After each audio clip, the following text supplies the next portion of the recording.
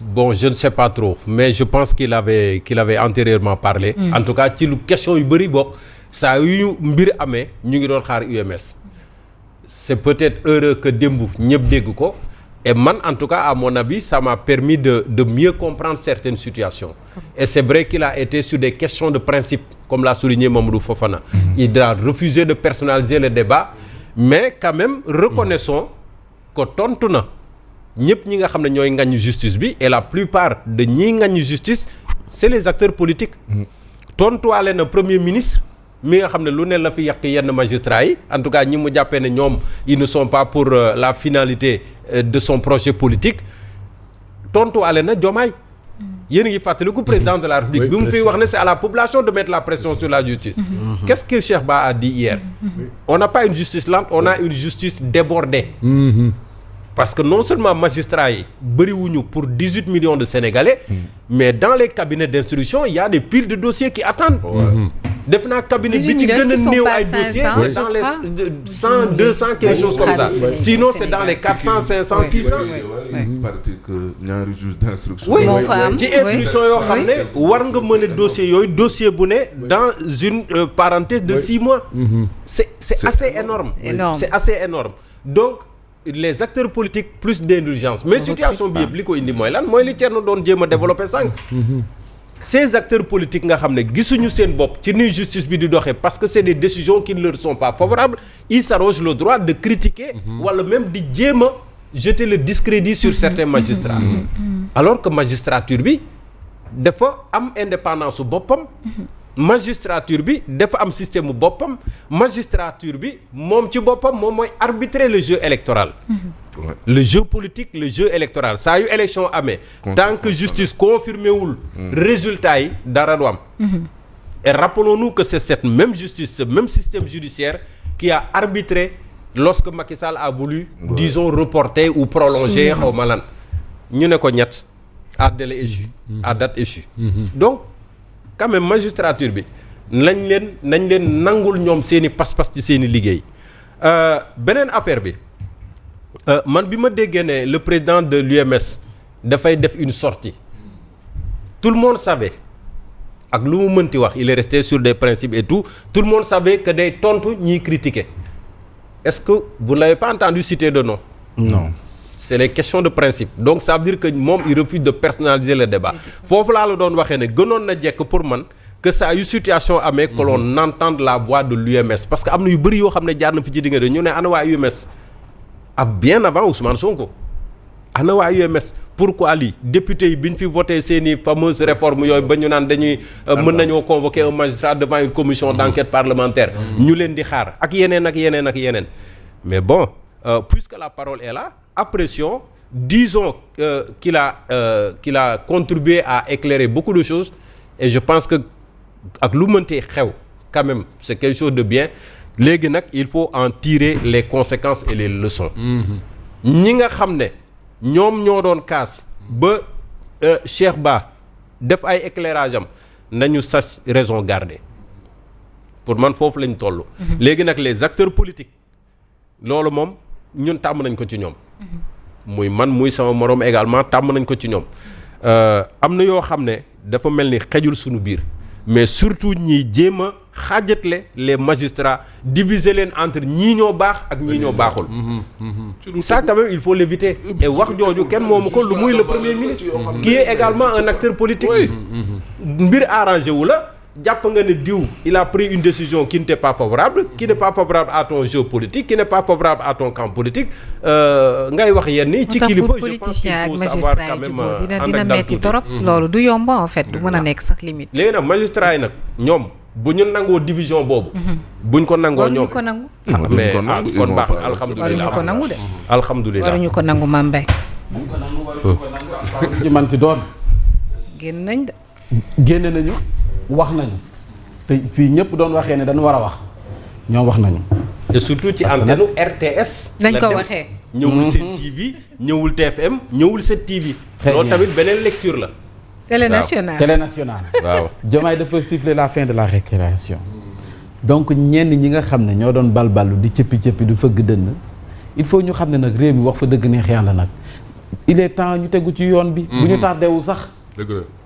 parce que de mënuñu di concevoir benn justice boo xam ne à un moment donné militants yi ñooy xatraay yi naan convoqué leen kii ñu daal di koy convoqué jàpp leen diw ñu daal di koy jàpp leen diw ñu finaalu ñu jàpp ko mais loolu mënul continuer bu doon loolu kay moo nar a continuer ñu jël réew mi rek jox ko militants yi ne leen gérer leen ñun ñu toog xaar boo leen doyalee ngeen wax. Mame y a un président dangereux ab saagakat ndey.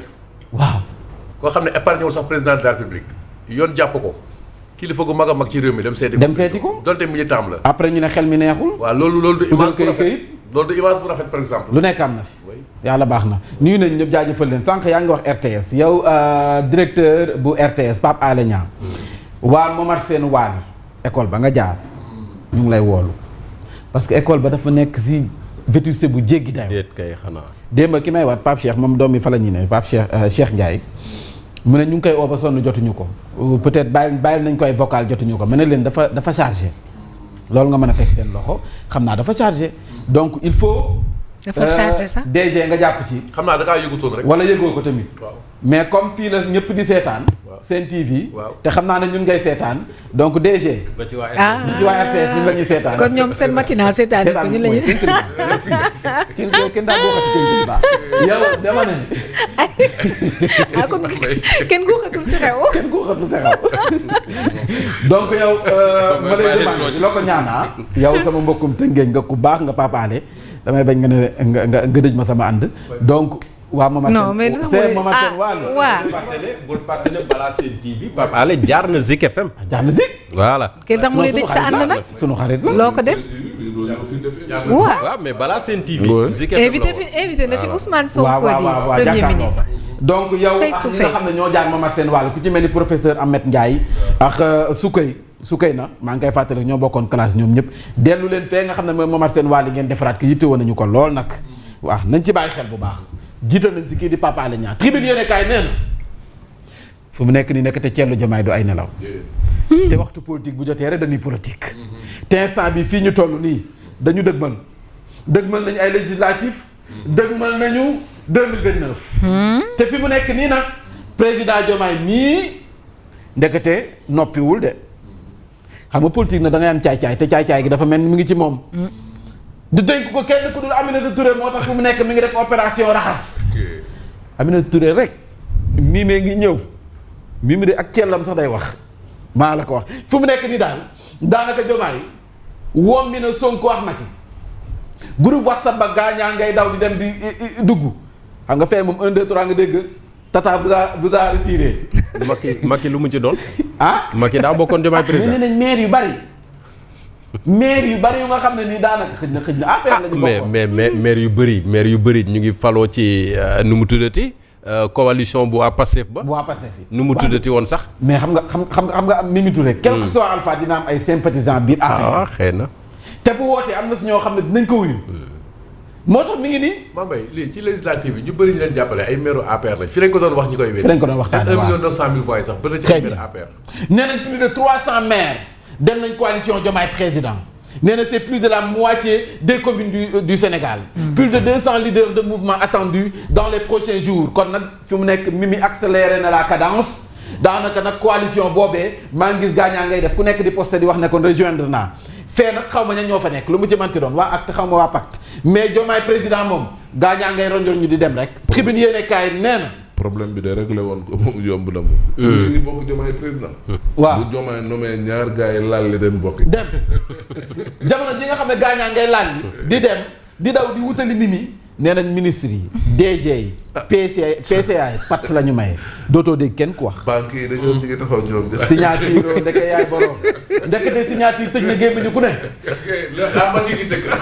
fii ku fi def prêt takk jabar ngénte nga jékki-jékki ñu dox sa salaire 1 million 2 millions 3 millions ba ci 7 millions yi ñu fi doon xeeb. waaw signature mën na noppiloo ki ne mi ngi nii déggatoo ministre déggatoo DG déggatoo PCA. ay PCA yu am 3 millions par mois. patt la ñu may. Mbadou dafa am ay opposants ci biir pouvoir bi. daa am ay opposants ci biir pouvoir bi. des opposants au pouvoir. Mbaye Idrissa Seck bu mu ci tolloo. naan sama réseau dormant ba ca PDS dama baal ne ndeke gars yi koy endormir. leen xaar ne mu fi nee na fii réew mi toll salaire yi diis lool nag gars yi ne patax seen i salaire toog ci ak seen i privilège ndax bañ signature bi daal seen kaw le Sénégal touche le fond. Standard & Poor's abaisse donc à nouveau la note de la dette bor bi moom xam ma moom wax fa dëgg bor du am rakk waaye bor bi am ay sët la am menacé d'effacement en tout cas président bi Union des magistrats du Sénégal génn na ci pataaralam Cheikh Ba nee na fii ñu dëgg ma nii faw nag nguur gi xam ni ñuy waxee bu baax nag nañ ko xam cesser les règlements de compte le pays sombre kii nga xam ne moom mooy El Hadj Ndiaye bu 2STV yi ci week-end bi sax jot na teggi na tam gaa ñi dégg naa ku nekk am na lu mu ko yekk mi ngi sax El Hadj Ndiaye jot na fàttali nañ ko lu nekk fii démb xam nga gars yi boo waxee fu mu nekk ne il faut ñu fàttali la démb mi ngi moom nag